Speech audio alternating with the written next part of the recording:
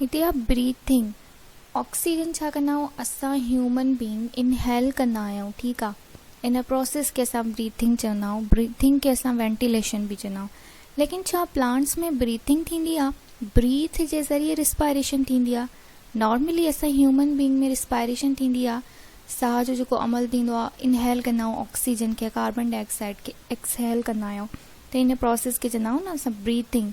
लेकिन प्लांट्स में ब्रीथिंग न आहे थींदी। ब्रीथिंग जी जॻह ते प्लांट्स में थींदी आहे डिफ्यूजन। डिफ्यूजन में हे ऑक्सीजन खे जीअं असां इनहेल कंदा आहियूं ईअं ई हे ऑक्सीजन खे यूज़ कंदा आहिनि डिफ्यूजन में।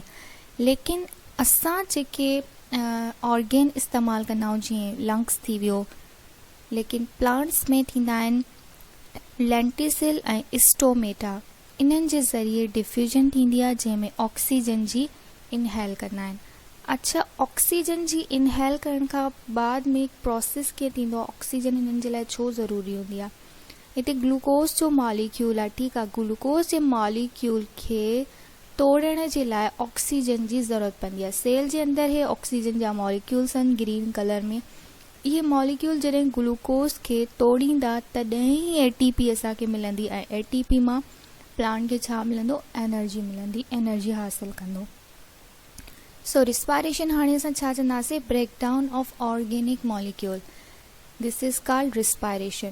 ऑर्गेनिक मॉलिक्यूल जी ब्रेकडाउन कीअं थींदी आहे? हाणे ऑर्गेनिक मॉलिक्यूल उहे मॉलिक्यूल हूंदा आहिनि जंहिंमें कार्बन जी चेन प्रेज़ेंट हुजे, जीअं कार्बोहाइड्रेट थी विया, जीअं प्रोटीन्स थी वियूं, जीअं फैट थी वियूं। इन्हनि में बि कार्बन जी जेका चेन आहे उहा प्रेज़ेंट आहे। त उन्हनि मॉलिक्यूल में जंहिंमें कार्बन जी चेन प्रेज़ेंट आहे उन्हनि खे चवंदा आहियूं असां ऑर्गेनिक मॉलिक्यूल। ऐं इन्हनि ऑर्गेनिक मॉलिक्यूल जी ब्रेकडाउन मतिलबु प्रोटीन जी ब्रेकडाउन, कार्बोहाइड्रेट जी ब्रेकडाउन थी वई या फैट जी ब्रेकडाउन थी वई, इन प्रोसेस खे चवंदा आहियूं रिस्पायरेशन। कीअं थींदो आहे? हाणे सेल जे अंदरि हे छा आहे? ग्लूकोज खे ऑक्सीजन छा कयो? तोड़े करे असांखे एनर्जी मिली। हाणे एनर्जी जेका आहे प्लांट्स फ्री एनर्जी खे कॾहिं बि यूटिलाइज़ न आहिनि कंदा। इहा एनर्जी स्टोर थींदी आहे हिकु फॉर्म में। It is called ATP. ATP J form में स्टोर थी थिए इहा। हाँ, एटीपी छा हूंदो आहे? Adenosine triphosphate. Adenosine nitrogenous base आहे, एडिनो नाइट्रोजीनस बेस आहे, ऐं सिन शुगर आहे। ट्राई मतिलबु टे, फॉस्फेट यानी फॉस्फेट जो मॉलिक्यूल। मतिलबु हिकिड़ी हिन में नाइट्रोजीनस बेस एडिनो प्रेज़ेंट आहे, सिन यानी कि शुगर प्रेज़ेंट आहे, ट्राई फॉस्फेट मतिलबु टे मॉलिक्यूल जेके आहिनि फॉस्फेट जा प्रेज़ेंट आहिनि। हाणे तव्हां ॾिसंदव त हिननि फॉस्फेट जे विच में बॉन्ड प्रेज़ेंट हूंदो आहे, टिनी मॉलिक्यूल जे विच में बॉन्ड प्रेज़ेंट हूंदो आहे। इन बॉन्ड खे चयो वेंदो आहे पायरोफॉस्फेट बॉन्ड। ऐं इहो पायरोफॉस्फेट बॉन्ड जेको आहे उहो इन में ज़्यादा खां ज़्यादा एनर्जी हूंदी आहे, जंहिंजी वजह सां असां चवंदा आहियूं त एटीपी जेको आहे उहो एनर्जी करेंसी हूंदी आहे सेल जी। हाणे प्लांट थी आहे, प्लांट में फोटोसिंथेसिस कीअं थी थिए ऐं रिस्पायरेशन कीअं थी थिए, हुन में थोरो डिफरेंस था पढ़ूं। फोटोसिंथेसिस में असांखे ख़बर आहे त टे कंपोनेंट्स इस्तेमालु थींदा आहिनि, हिकिड़ो कार्बन डाइऑक्साइड, ॿियो वाटर ऐं टियों लाइट। लाइट किथां मिलंदी आहे? लाइट मिलंदी आहे असांखे सनलाइट खां, यानी सिज खां, सिज वारी रोशनी मां जेका लाइट मिले थी। ऐं वाटर प्लांट खे किथां थो मिले? वाटर रूट में जेको असां ॾींदा आहियूं उन जे ज़रिए प्लांट्स खे मिले थो। ऐं कार्बन डाइऑक्साइड किथां थी अचे? कार्बन डाइऑक्साइड इन्वायरमेंट मां प्लांट खणनि था।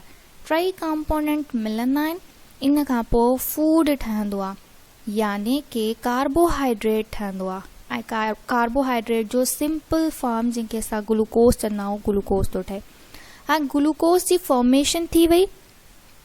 अगरि हे ग्लूकोज प्लांट पाण वटि स्टोर करे रखंदा त उनखे चवंदासीं स्टार्च।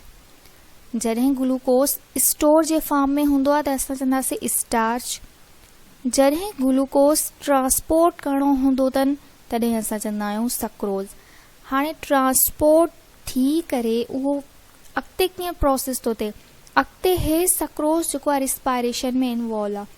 हाणे असांखे ख़बर आहे त हे सक्रोज डायरेक्टली प्लांट जेके आहिनि यूज़ न कंदा, पर सक्रोस पहिरियां टुटंदो ऐं सक्रोस जावे तो टुटे ग्लूकोज प्लस फ्रक्टोज में।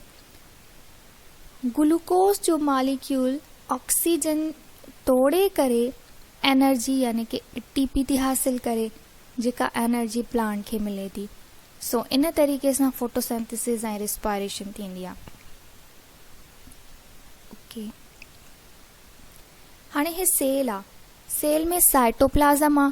साइटोप्लाज़म में छा थो थिए, ग्लूकोज छा थियो, ऑक्सीजन जी प्रेजेंस में ही पायरुविक एसिड ठही ग्लूकोज कन्वर्ट तो थे साइटोप्लाज्म में पायरुविक एसिड में, but in the presence of oxygen, oxygen जी प्रेजेंस, हाणे ऑक्सीजन जी नीड हुई ना हिते प्लांट के, हाणे पायरुविक एसिड छा थींदो, ऑक्सीजन जी प्रेजेंस हूंदी तॾहिं आई हे कन्वर्ट थींदो एटीपी में, माइट्रोकॉन्ड्रिया में अची ऐं एटीपी में कन्वर्ट थींदो। मतलब एटीपी जी फॉर्मेशन कहिड़ी जगह ते थी आहे, माइट्रोकॉन्ड्रिया में। इन जे करे ई असां चवंदा आहियूं त mitochondria is powerhouse of cell. Mitochondria cell जो पावर हाउस चवरायो वेंदो आहे। पावर हाउस यानी छो जो हिन जी एटीपी जी जेका प्रोडक्शन आहे, एनर्जी प्रोडक्शन आहे, उहा थिए ई माइट्रोकॉन्ड्रिया में थी। जॾहिं त हे प्रोसेस सेल जे अंदरि थो थिए, सो असां छा चवंदासीं, the organic molecule when get oxidised into the cell, this is called cellular respiration. Cellular respiration छो था चऊं, छो जो जेके ऑर्गेनिक मॉलिक्यूल आहिनि, कहिड़ा कहिड़ा, प्रोटीन भी थी था सघनि, ऑर्गेनिक मॉलिक्यूल कार्बोहाइड्रेट भी थी था सघनि, ऑर्गेनिक मॉलिक्यूल में फैट भी थी तो सघे। जॾहिं organic molecule get oxidize into the cell, cell जे अंदरि इंटर था थियनि, ऐं कार्बोहाइड्रेट आहे न हे ग्लूकोज, सेल जे अंदरि इंटर थियनि था, this process is called cellular respiration. Now respiration जेको छा आहे, उहो सेल्यूलर रिस्पायरेशन चवराइबो आहे। इन जे करे छो जो सेल जे अंदरि प्रोसेस थो थिए। रिस्पायरेशन एनर्जी यील्डिंग प्रोसेस आहे।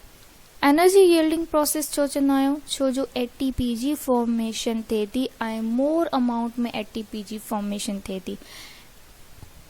एनर्जी जा टे क़िस्म हूंदा आहिनि, हिकिड़ो हूंदो आहे एटीपी, ॿियो हूंदो आहे एडीपी ऐं टियों हूंदो आहे एएमपी। सभिनी मां घटि जेका एनर्जी यानी कि मिलंदी आहे उहा एएमपी में, ऐं सभिनी मां वधीक जेका एनर्जी मिलंदी आहे उहा एटीपी मां मिलंदी आहे। यानी सभिनी मां फर्स्ट नंबर ते एटीपी मां एनर्जी थी हासिल थिए, सेकेंड नंबर ते एडीपी ऐं थर्ड नंबर ते AMP. Then it is found in all living organism. All living organism जो मतलब आहे प्रोकैरियोटिक सेल में भी रिस्पायरेशन थींदी आहे, यूकैरियोटिक सेल में भी रिस्पायरेशन थींदी आहे। प्रोकैरियोटिक सेल में respiration just like unicellular organisms अची विया, बैक्टीरिया अची वियो, फंजाई अची वियो, ऐं यूकैरियोटिक ऑर्गेनिज्म लाइक एनिमल अची विया, ह्यूमन बींग अची वियो। It is store in pyrophosphate bond. हाणे मां तव्हांखे पहिरियां ई ॿुधायो त जेका एनर्जी आहे उहा वधि खां वधि पायरोफॉस्फेट बॉन्ड, जेको बॉन्ड फॉस्फेट जे विच में प्रेज़ेंट आहे, उन जॻह ते एनर्जी जी प्रोडक्शन सभ खां वधीक थींदी आहे। हाणे केमिकल रिएक्शन में था ॾिसूं त इहो प्रोसेस कीअं थो थिए। ग्लूकोस आहे, ग्लूकोस प्लस 6 मॉलिक्यूल ऑक्सीजन जा हूंदा, यानी C6H12O6 ग्लूकोस जो फॉर्मूलो। ग्लूकोस ऐं 6 मॉलिक्यूल ऑक्सीजन जा मिली करे 6 कार्बन डाइऑक्साइड, 6 वाटर जा मॉलिक्यूल, ऐं एनर्जी केतिरी ठहंदी, 673। Now we can say that the conversion of chemical bond energy of various organic molecule into usable energy within living organism। कीअं, हाणे केमिकल बॉन्ड एनर्जी जी conversion थी थिए ऑर्गेनिक मॉलिक्यूल में। जेके केमिकल बॉन्ड्स हूंदा आहिनि, ऑर्गेनिक मॉलिक्यूल कीअं, जीअं मां तव्हांखे ॿुधायो त उहे मॉलिक्यूल जंहिंमें कार्बन प्रेज़ेंट हुजे, ऐं कार्बन जे विच में जेको बॉन्ड आहे उहो छा थियो, केमिकल बॉन्ड एनर्जी आहे उन्हनि जे विच में। हाणे त उन केमिकल बॉन्ड एनर्जी जी कन्वर्जन थिए यूज़ेबल एनर्जी। यूज़ेबल एनर्जी मतिलबु एटीपी जे फॉर्म में। हाणे जेके केमिकल बॉन्ड एनर्जी हुई उहा छा में हुई, चेन जेका कार्बन जी उन जे विच में जेको बॉन्ड आहे उन में केमिकल बॉन्ड एनर्जी प्रेजेंट हुई, उहा कन्वर्ट थी थिए यूज़ेबल एनर्जी मतलब एटीपी जे फॉर्म में with in living organism. This is called respiration. For suppose glucose plus oxygen, छो जो ऑक्सीजन जी इन्वॉल्वमेंट हूंदी तॾहिं ग्लूकोज कन्वर्ट थींदो वाटर में ऐं कार्बन डाइऑक्साइड में, ऐं असांखे छा मिलंदी मतलब प्लांट्स खे एनर्जी. देन रिस्पायरेशन जेको आहे उहो एक्सोथर्मिक प्रोसेस हूंदो आहे. Exothermic process means energy liberate थींदी आहे इन प्रोसेस में. एंड रिस्पायरेशन जेको आहे उहो कैटाबॉलिक प्रोसेस हूंदो आहे.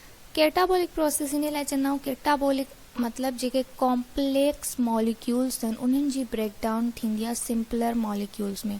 For this purpose it is catabolic process. तव्हां हिते बि ॾिसो त ग्लूकोज जो वॾो मॉलिक्यूल हुयो, जॾहिं हिन जी इहो टुटे थो त छा थो ठहे, वाटर थो ठहे ऐं कार्बन डाइऑक्साइड जा नंढा मॉलिक्यूल था ठहनि.